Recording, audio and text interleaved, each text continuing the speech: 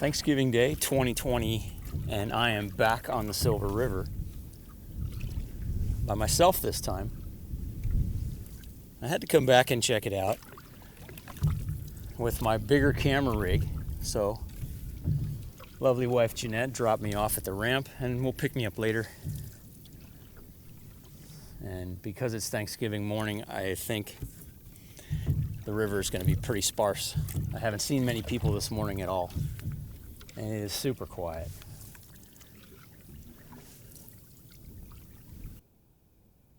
Cormorants are common along the Silver River, and so I pulled up on the side to record this one. It was a good opportunity for me to practice keeping the canoe steady against the river's current. Cormorants are interesting because they don't have oil glands in their feathers to make them water repellent. They actually absorb water. This, along with the heavy, dense bones of the cormorant, make it sink when it gets underwater and helps it swim. They're really awkward when they fly, and they tend to fly low over the water looking like they're going to crash into something. But once they're in the water, they swim as gracefully as Michael Phelps. I think if I was a cormorant, I would want to live on the Silver River too. An abundance of fish, crystal clear water. It's what they all must dream about.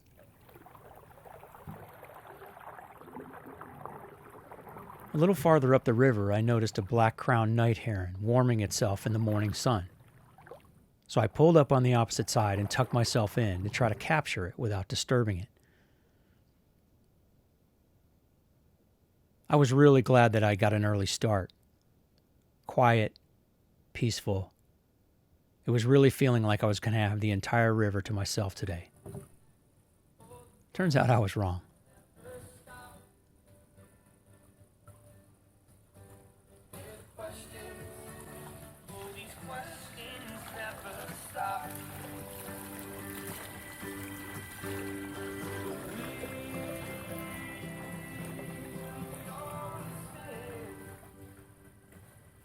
It didn't bother me and it didn't bother the heron, so I just kept recording. After all, we all enjoy nature in different ways. I'm doing my thing. You can do yours.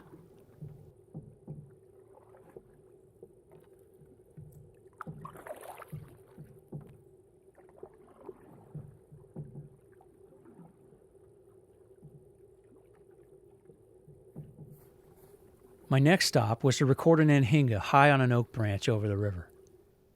Anhingas are common along the Silver River too, and like the cormorant, absorb water rather than repel it. They have to dry their wings out or else they can't fly. They're a little more graceful in the air than a cormorant, but not by much.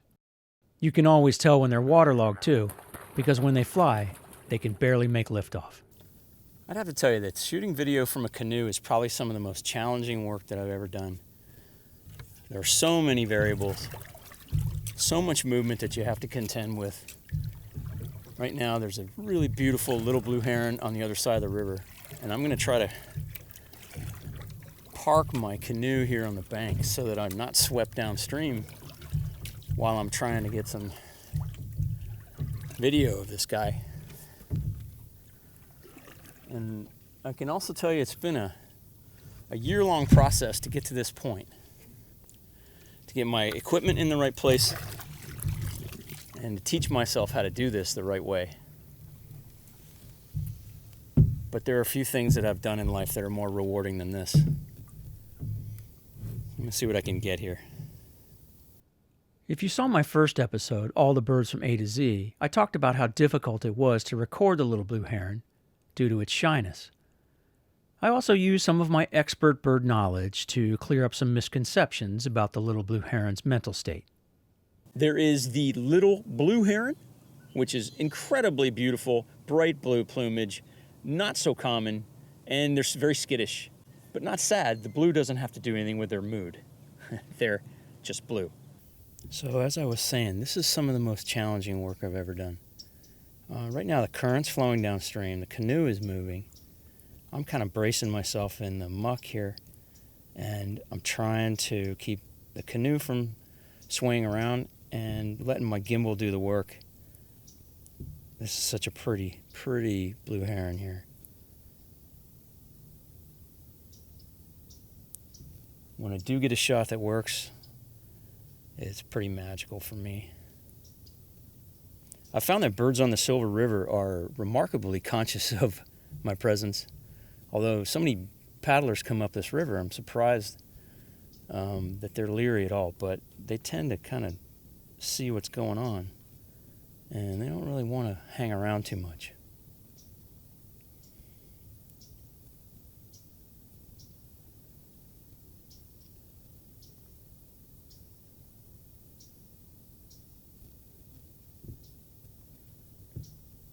He's going to put up with me because I'm not doing much of anything right now.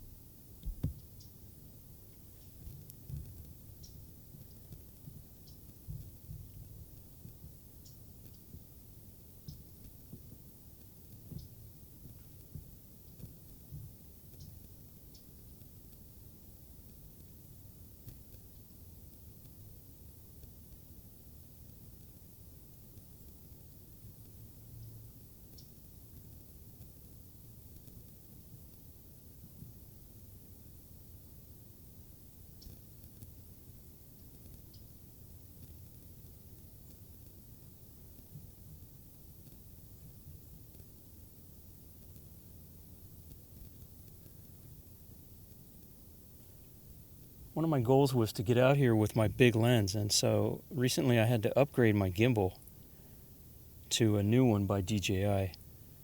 I have the RS2,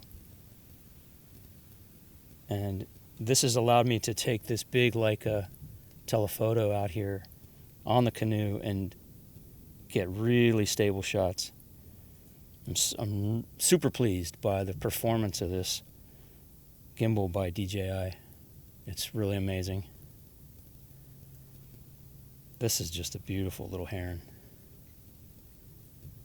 If I'm lucky, he's going to snatch a fish. There he goes. He's looking for something.